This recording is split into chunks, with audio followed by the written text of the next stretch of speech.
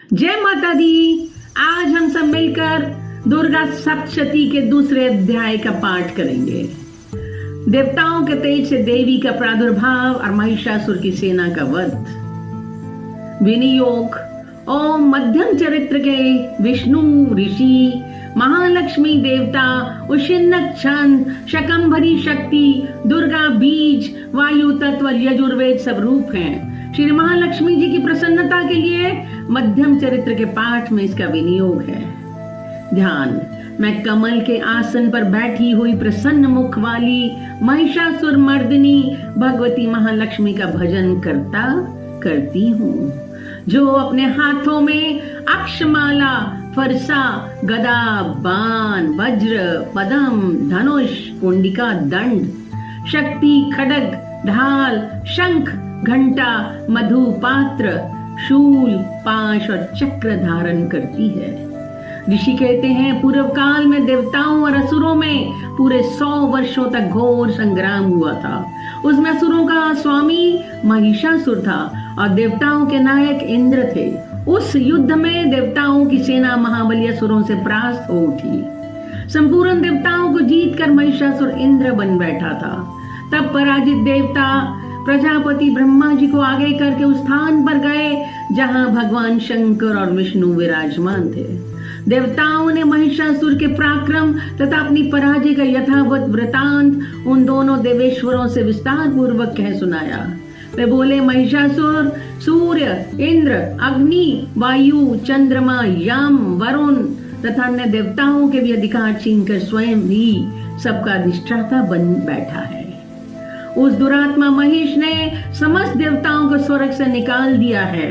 अब वे मनुष्यों की भांति पृथ्वी पर विचरते हैं। दैत्यों की सारी करतूत हमने आप लोगों से कही है। अब हम आपकी शरण में आए हैं, उसके वध का कोई उपाय सोचिए। इस प्रकार देवताओं के वचन सुनकर भगवान विष्णु और शिव ने दैत्यों पर बड़ा क्रोध किया। उनकी भौहें भी तन गईं और मुंह टेढ़ा हो गया। तब अत्यंत कोप में भरे हुए चक्रपाणी श्री विष्णु जी के मुख से एक महान तेज प्रकट हुआ। उसी प्रकार ब्रह्मा, शंकर तथा इंद्र आदि अन्य अन्य देवताओं के शरीर से बड़ा भारी तेज निकला। वे सब मिलकर एक हो गया। महान तेज का वह पुंज जाज्वल्यमान पर्वत सा जान पड़ा। देवताओं ने देखा, वहां उसकी ज्वालाएं संपूर्ण दिशाओं में व्याप्त हो रही थी। संपूर्ण देवताओं के शरीर से प्रकट हुए उस तेज की कहीं तुलना नहीं थी। एकत्रित होने पर वह एक नारी के रूप में परिणत हो गया और अपने प्रकाश से तीनों लोकों में व्याप्त जान पड़ा। भगवान शंकर का जो तेज था, उससे उस देवी का मुख प्रकट हुआ। यमराज के तेज से उसके सिर के बाल निकल आए। श्री विष्णु भगवान के तेज से उसकी भुजाएं उत्पन्न हुई। चंद्रमा के तेज से दोनों स्तनों का और इंद्र के तेज से मध्य भाग प्रकट हुआ। वरुण के तेज से जंघा और पिंडली तथा पृथ्वी के तेज से नितंब भाग प्रकट हुआ। ब्रह्मा के तेज से दोनों चरण और सूर्य के तेज से उनकी उंगलियां हुई। वसुओं के तेज से हाथों की उंगलियां और कुबेर के तेज से नासिका प्रकट हुई। उस देवी के दांत प्रजापति के तेज से और तीनों नेत्र अग्नि के तेज से प्रकट हुए। उसकी भौहें संध्या के और कान वायु के तेज से उत्पन्न हुए हैं। इसी प्रकार अन्य अन्य देवताओं के तेज से भी उस कल्याणमय देवी का आविर्भाव हुआ। तदनंतर समस्त देवताओं के तेज पुंज से प्रकट हुई देवी को देखकर महिषासुर के सताए हुए देवता बहुत प्रसन्न हुए। पिनाकधारी भगवान शंकर ने अपने शूल से एक शूल निकालकर उन्हें दिया। फिर भगवान विष्णु ने भी अपने चक्र से चक्र उत्पन्न करके भगवती को अर्पण किया। वरुण ने भी शंख भेंट किया। अग्नि ने उन्हें शक्ति दी और वायु ने धनुष तथा बाण से भरे हुए 2 तरकस प्रदान किए। सहस्त्र नेत्रों वाले देवराज इंद्र ने अपने वज्र से वज्र उत्पन्न करके दिया और ऐरावत हाथी से उतार कर 1 घंटा भी प्रदान किया। यमराज ने काल दंड से दंड, वरुण ने पाश, प्रजापति ने स्फटिकाक्ष माला और ब्रह्मा जी ने कमंडलू भेंट किया। सूर्य ने देवी के समस्त रोमकूपों में अपनी किरणों का तेज भर दिया। काल ने उन्हें चमकती हुई ढाल और तलवार दी। क्षीर समुद्र ने उज्जवल हार तथा कभी जीर्ण न होने वाले 2 दिव्य वस्त्र भेंट किए।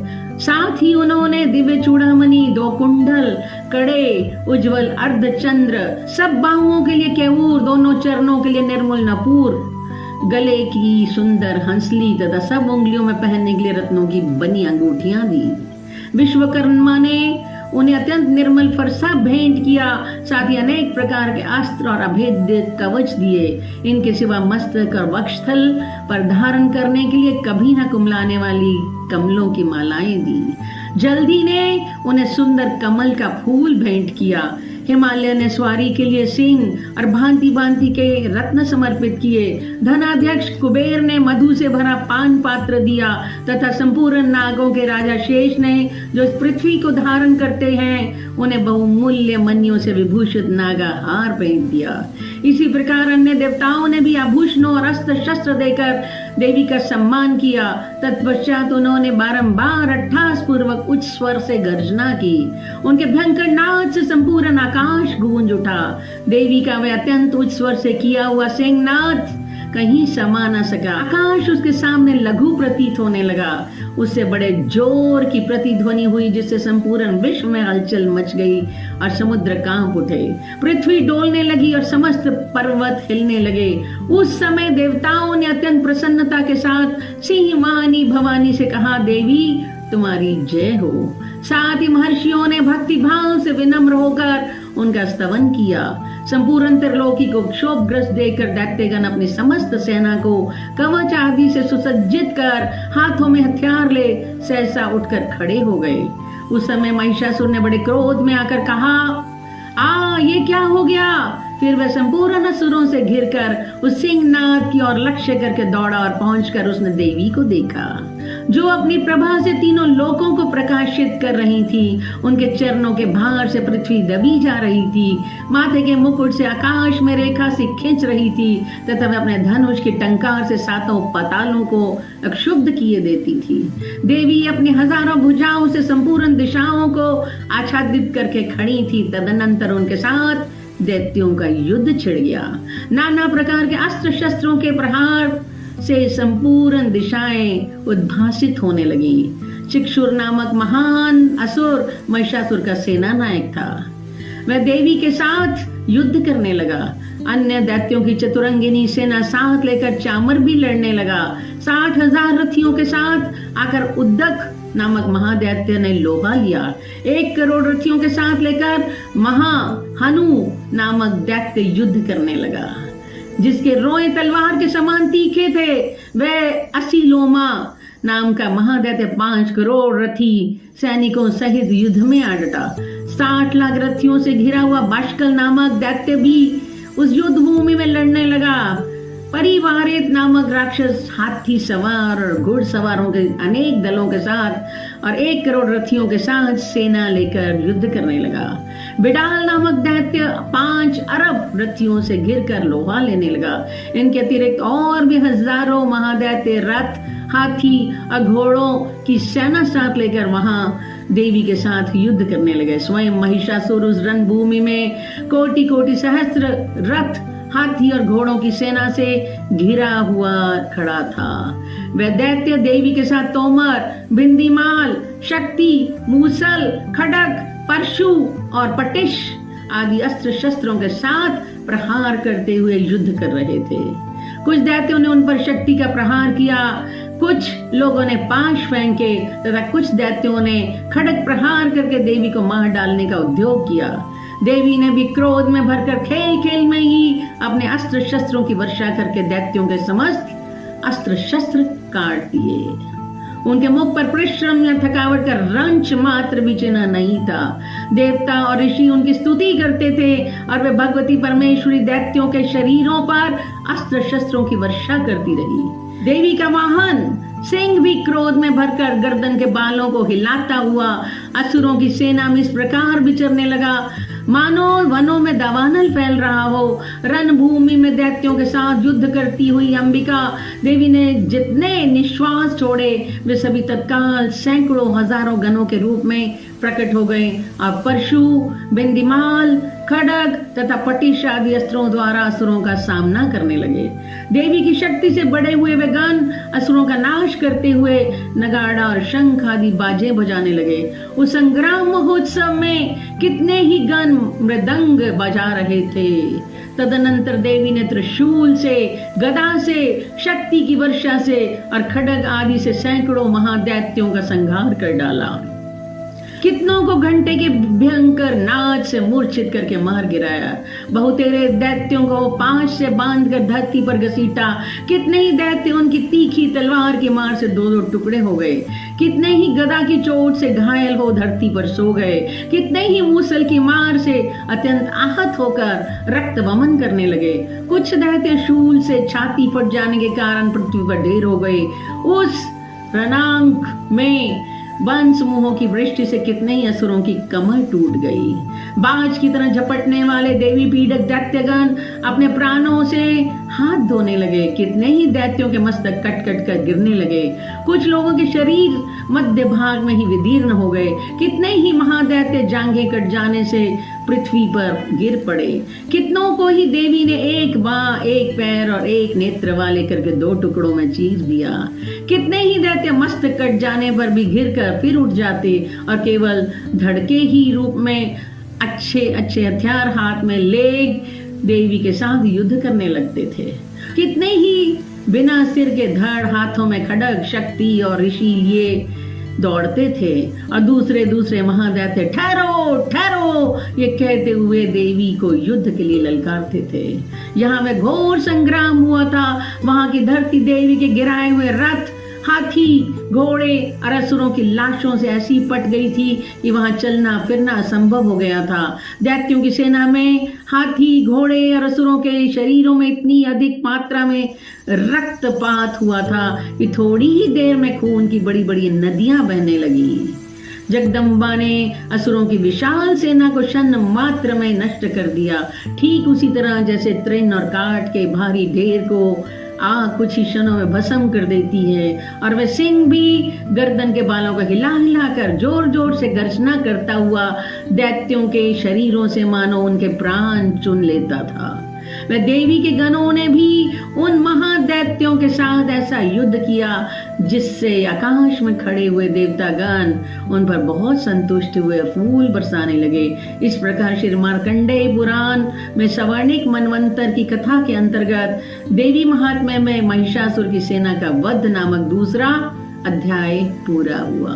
जय माता दी। अब हम दुर्गा सप्तशती के तीसरे अध्याय का पाठ हिंदी में करेंगे। सेनापतियों सहित महिषासुर का वध। ध्यान। जगदम्बा के श्री अंगों की कांति उदय काल के सहस्त्रों सूर्यों के समान है। वे लाल रंग की रेशमी साड़ी पहने हुए हैं। उनके गले में मुंडमाला शोभा पा रही है। दोनों स्तनों पर रक्त चंदन का लेप लगा है। वे अपने कर कमलों में जप, मालिका, विद्या और अभय तथा वर नामक मुद्राएं धारण किए हुए हैं। 3 नेत्रों से सुशोभित मुखारविंद की बड़ी शोभा हो रही है। उनके मस्तक पर चंद्रमा के साथ ही रत्नमय मुकुट बंधा है तथा वे कमल के आसन पर विराजमान है। ऐसी देवी को मैं भक्ति पूर्वक प्रणाम करती हूँ। ऋषि कहते हैं, दैत्यों की सेना को इस प्रकार तहस नहस होते देखकर महादैत्य सेनापति चिक्षुर क्रोध में भरकर अंबिका देवी से युद्ध करने के लिए आगे बढ़ा। वह असुर रणभूमि में देवी के ऊपर इस प्रकार बाणों की वर्षा करने लगा जैसे बादल मेरुगिरी के शिखर पर पानी की धार बरसा रहा हो। तब देवी ने अपने बाणों से उसके बाण समूह को अनायास ही काटकर उसके घोड़ों और सारथी को भी मार डाला। साथ ही उसके धनुष तथा अत्यंत ऊंची ध्वजा को भी तत्काल काट गिराया। धनुष, रथ, घोड़े और सारथी के नष्ट हो जाने पर वह असुर ढाल और तलवार लेकर देवी की ओर दौड़ा। उसने तीखी धार वाली तलवार से सिंह के मस्तक पर चोट करके देवी की भी बाईं भुजा में बड़े वेग से प्रहार किया। राजन, देवी की वहां पर पहुंचते ही वे तलवार टूट गई। फिर तो क्रोध से लाल आंखें करके उस राक्षस ने शूल हाथ में लिया और उसे उस महादैत्य ने भगवती भद्रकाली के ऊपर चलाया। वह शूल आकाश से गिरते हुए सूर्यमंडल की भांति अपने तेज से प्रज्वलित हो उठा।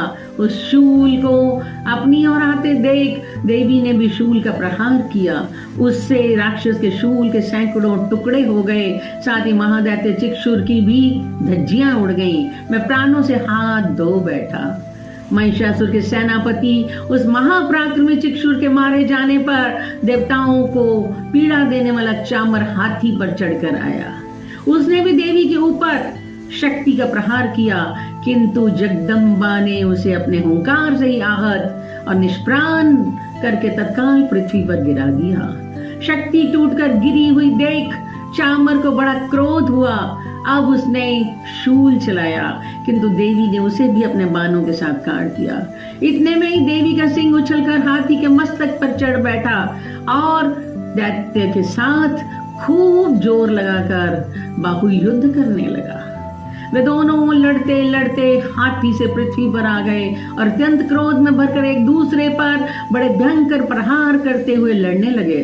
तदनंतर सिंह बड़े वेग से आकाश की ओर उछला और उधर से गिरते समय उसने पंजों की मार से चामर सिर धड़ से अलग कर दिया।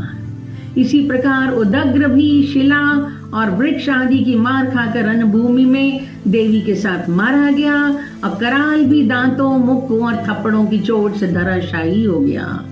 क्रोध में भरी हुई देवी ने गदा की चोट से उद्दत का कचूमर निकाल दिया।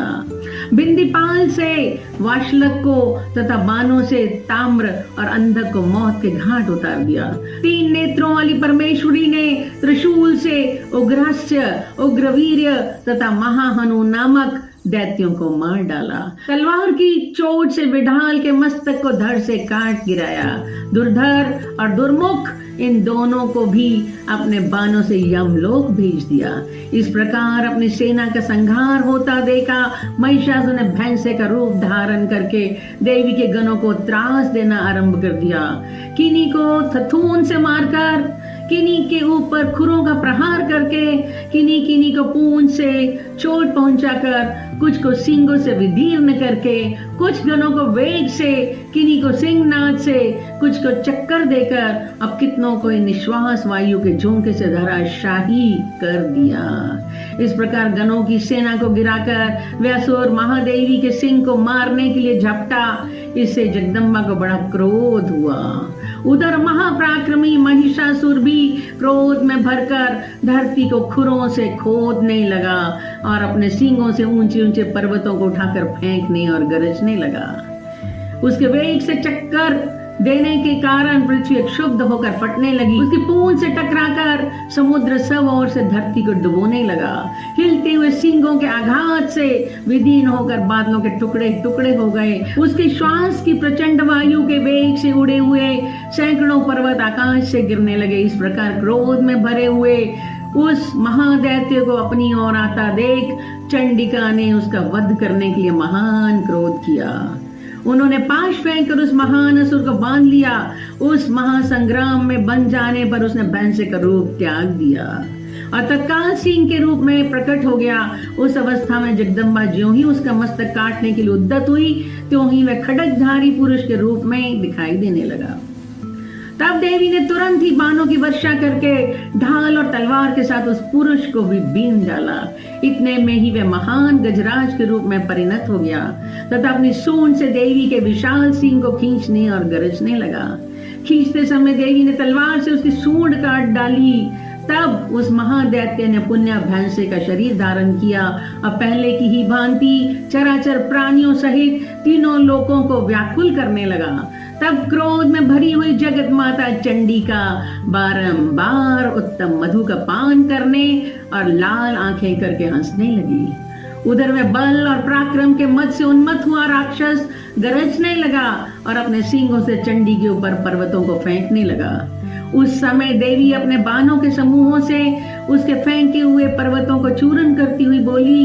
बोलते समय उनका मुख मधु के मद से लाल हो रहा था और वाणी लड़खड़ा रही थी। देवी ने कहा, ओ मूड, मैं जब तक मधु पीती हूँ तब तक तू क्षण भर के लिए खूब गरज ले।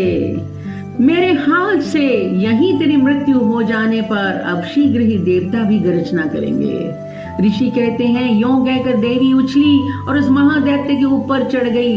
फिर अपने पैर से उसे दबाकर उन्होंने शूल से उसके कंठ में आघात किया। उनके पैर से दबा होने पर भी महिषासुर अपने मुख से दूसरे रूप में बाहर होने लगा। अभी आधे शरीर से ही वह बाहर निकलने पाया था कि देवी ने अपने प्रभाव से उसे रोक दिया। आधा निकला होने पर भी वह महादैत्य देवी से युद्ध करने लगा। तब देवी ने बहुत बड़ी तलवार से उसका मस्तक काट गिराया। फिर तो हाहाकार करती हुई देवी की सारी सेना भाग गई तथा संपूर्ण देवता अत्यंत प्रसन्न हो गए। देवताओं ने दिव्य महर्षियों के साथ दुर्गा देवी का स्तवन किया। गंधर्वराज गाने लगे और अप्सराएं नृत्य करने लगी। इस प्रकार श्री मार्कंडेय पुराण में सवर्णिक मनवंतर की कथा के अंतर्गत देवी महात्म्य में महिषासुर वध नामक तीसरा अध्याय पूरा हुआ। जय माता दी।